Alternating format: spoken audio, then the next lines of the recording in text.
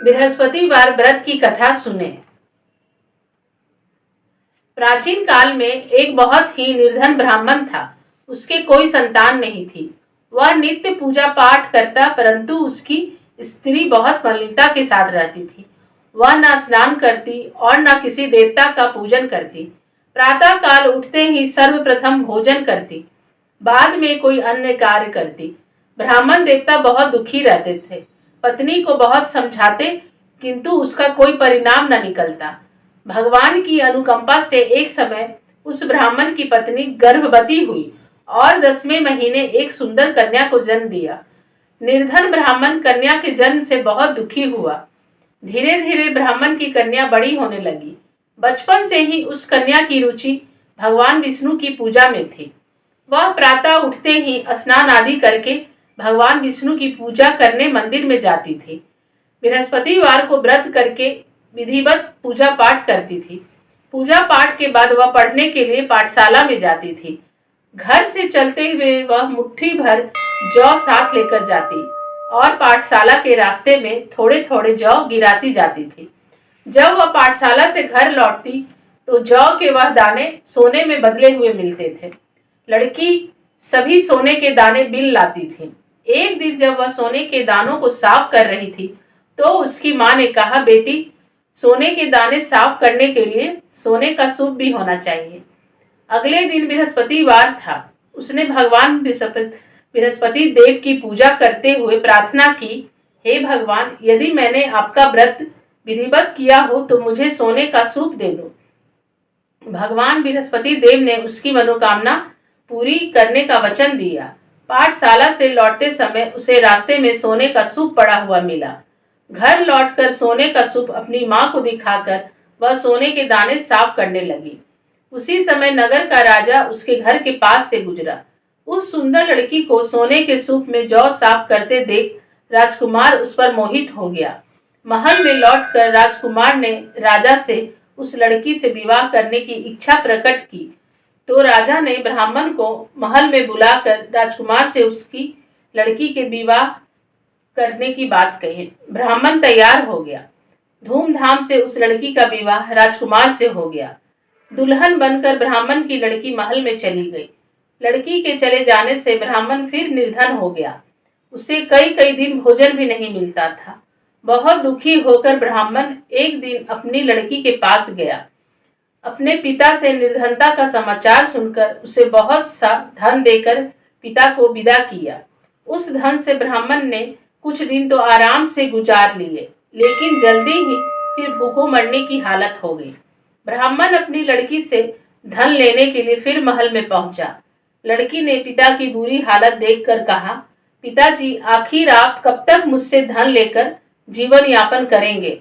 आप कोई ऐसा उपाय क्यों नहीं करते जिससे आपका घर धन संपत्ति से भर जाए? ब्राह्मण ने कहा, मैंने तेरी माँ को बहुत समझा लिया, पर उसकी समझ में कुछ नहीं आता। उसका फूहड़पन नष्ट हो तो घर की निर्धनता भी दूर हो जाए। तब कुछ सोचकर लड़की ने पिता से कहा, पिताजी, आप कुछ दिनों के लिए माँ को मेरे पास छोड़ आओ। तब कुछ सोचकर ब्राह्मण पत्नी को लड़की के पास महल में छोड़ दिया। लड़की ने अपनी माँ से कहा, माँ, तुम कल प्रातः उठकर स्नान आदि करके भगवान बृहस्पति देव विष्णु जी की पूजा अवश्य करना। पूजा करने से तुम्हारी निर्धनता अवश्य दूर हो जाएगी। लेकिन उसकी माँ ने उसकी कोई बात नहीं मानी। तब क्रोधित होकर लड़की ने अपनी माँ को एक कक्ष में बंद कर दिया। सूर्योदय के समय माँ को उठाकर जबरदस्ती उसे स्नान कराया और फिर मंदिर में ले जाकर भगवान बृहस्पति देव की पूजा कराई। कुछ दिनों तक ऐसा करने से माँ की बुद्धि में परिवर्तन हुआ और वह स्वयं बृहस्पतिवार का व्रत रखने लगी। उसके व्रत रखने से ब्राह्मण के घर में भगवान विष्णु की अनुकंपा से धन की वर्षा होने लगी। दोनों पति पत्नी धन संपत्ति पाकर आनंद पूर्वक जीवन यापन करते हुए विष्णु धाम को चले गए। लकड़हारा बने राजा ने उन साधु से भगवान बृहस्पति देव की यह कथा सुनकर बृहस्पतिवार का व्रत करके भगवान विष्णु की पूजा की। उस दिन से उसके सभी क्लेश दूर हो गए। लेकिन अगले बृहस्पतिवार को कामकाज में अधिक व्यस्त रहने के कारण उसने भगवान बृहस्पति देव जी का व्रत नहीं किया। भगवान बृहस्पति देव लकड़हारे से क्रोधित हो गए और उसे भूल की सजा दी। उस दिन नगर के राजा ने नगर में घोषणा करके सबको सूचित किया, प्रत्येक नागरिक मेरे महल में भोजन करने आए, जो नहीं आएगा उसे अपराधी मानकर भारी दंड दिया जाएगा। लकड़हारा बने राजा ने उस नगर के राजा की घोषणा तो सुनी, लेकिन जंगल से लकड़ी काट कर लाने और उन्हें बेचने में देर हो जाने के कारण वह समय पर महल में भोजन करने नहीं जा सका। अतः राजा के सैनिक लकड़हारे को पकड़कर महल में ले गए। राजा ने उसे महल के एक कक्ष में बैठाकर भोजन कराया। उस कक्ष में एक खूंटी पर रानी का सोने का हार लटका हुआ था। लकड़हारा अकेला उस कक्ष में भोजन कर रहा था। तभी उसने एक आश्चर्यजनक घटना घटती देखी। देखते ही देखते वह खूंटी हार को निगल गई। थोड़ी देर के बाद राजा ने हार को गायब देखा तो लकड़हारे को कारावास में डलवा दिया। लकड़हारा मन ही मन अपने भाग्य को कोसते हुए कहने लगा। तभी उसे जंगल में मिले साधु का स्मरण हो आया।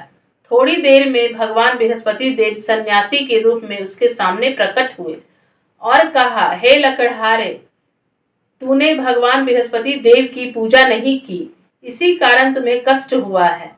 लेकिन अब चिंता मत करो, बृहस्पतिवार के दिन कारागार के दरवाजे पर तुम्हें कुछ पैसे पड़े हुए मिलेंगे। उन पैसों से भगवान बृहस्पति देव का व्रत करके उनकी पूजा करोगे तो तुम्हारे सब दुख नष्ट हो जाएंगे। बृहस्पतिवार के दिन दरवाजे पर पड़े मिले पैसे से चने और गुड़ मंगाकर लकड़हारे ने बृहस्पतिवार की कथा कही तो भगवान बृहस्पति देव ने प्रसन्न होकर उस नगर के राजा को स्वप्न में लकड़हारे को कारागार से मुक्त करने को कहा। सुबह राजा ने अपने कक्ष में आकर देखा तो खूंटी पर रानी का हार टंगा हुआ था। राजा ने लकड़हारे को मुक्त कर दिया और उसे धन और आभूषण देकर विदा किया। लकड़हारा बना राजा उस नगर से चलकर अपने नगर में पहुंचा तो उस नगर में कुएं, धर्मशाला, बाग बगीचे देखकर बहुत प्रसन्न हुआ। राजा ने किसी से पूछा, ये कुएं, धर्मशालाएं किसने बनवाई है? सबने उसे बताया कि यह सब रानी और उसकी दासी ने बनवाया है। राजा महल में पहुंचा तो रानी ने उसका भव्य स्वागत किया। तब राजा ने निश्चय किया कि सप्ताह में एक बार तो सभी बृहस्पति देव व्रत का कथा पूजन करते हैं, परंतु मैं प्रतिदिन व्रत किया करूंगा तथा दिन में 3 बार कथा कहा करूंगा। अब राजा हर समय दुशाले में चने की दाल बांधे रहता था। दिन में 3 बार बृहस्पति देव की कथा करता। कुछ दिनों के बाद राजा को अपनी बहन की याद आई। एक दिन घोड़े पर सवार होकर राजा अपनी बहन से मिलने चल दिया। अभी राजा नगर के बाहर पहुंचा ही था कि उसने कुछ लोगों को एक शव को ले जाते हुए देखा। राजा को स्मरण हो आया कि आज उसने किसी को बृहस्पतिवार की कथा नहीं सुनाई है। राजा ने उन लोगों को रोककर कहा, भाइयों, आप शव को ले जाने से पहले मुझसे बृहस्पतिवार की कथा सुन लें। लोगों ने राजा पर क्रोधित होते हुए कहा, तुम पागल तो नहीं हो? लेकिन कुछ बूढ़े लोगों ने कहा, अच्छा भाई, साथ में चलते चलते तुम अपनी कथा भी सुना लो। राजा ने चलते हुए आधी कथा ही सुनाई थी कि सब हिलने लगा। राजा के पूरी कथा सुनते ही शव उठकर बैठ गया। लोगों ने हैरानी से दांतों तले उंगली दबाई और अगले बृहस्पतिवार से भगवान बृहस्पति देव का व्रत करने व कथा सुनने का निश्चय कर लिया। अब घोड़े पर सवार राजा चलते हुए एक किसान के पास पहुंचा। किसान अपने खेत में हल चला रहा था। राजा ने कहा, अरे भाई, मुझसे बृहस्पतिवार की कथा सुन लो। किसान झुंझला कर बोला, अरे भाई, देख नहीं रहे, जितनी देर तक तुम्हारी कथा सुनूंगा उतनी देर में तो पूरे खेत में हल चला लूंगा। राजा निराश होकर चलने लगा। तभी किसान के बैल लड़खड़ा कर जमीन पर जा गिरे। किसान के पेट में भी जोरों का दर्द होने लगा। उस किसान की पत्नी जब खाना लेकर आई तो उसने किसान से इस बारे में पूछा। किसान ने घुड़सवार की पूरी कहानी सुनाई। किसान की पत्नी दौड़ती हुई राजा के पास पहुंचकर हाथ जोड़कर बोली, भैया, मैं तुम्हारी कथा सुनने को तैयार हूँ। राजा ने उसके साथ खेत पर पहुंचकर बृहस्पतिवार की कथा सुनाई। तभी बैल उठकर खड़े हो गए। किसान के पेट का दर्द भी तुरंत ठीक हो गया। राजा अपनी बहन के घर पहुंचा तो उसकी बहुत आवभगत हुई। अगले दिन सुबह उठकर राजा ने देखा घर के सभी लोग भोजन कर रहे हैं। किसी भूखे को बृहस्पतिवार की कथा सुनाए बिना राजा भोजन नहीं करता था। उसने बहन से कहा, बहन, क्या घर में कोई ऐसा व्यक्ति है जिसने अभी तक भोजन न किया हो? उसकी बहन बोली, भैया, हमारे घर में तो क्या, आपको पूरे नगर में कोई ऐसा व्यक्ति नहीं मिलेगा जिसने सुबह सुबह भोजन नहीं किया हो। तब राजा ने बहन के घर से निकलकर उस नगर में बिना भोजन किए व्यक्ति की तलाश की। एक गड़रिये के घर में उसका बेटा बीमार होने के कारण भूखा रह गया था। राजा ने उसको जाकर बृहस्पतिवार की कथा सुनाई। कथा सुनते सुनते गड़रिये का बीमार बेटा बिल्कुल ठीक हो गया। सबने राजा की बहुत प्रशंसा की। एक दिन राजा ने अपनी बहन से कहा, बहन, अब हम अपने घर जाना चाहते हैं, तुम भी हमारे साथ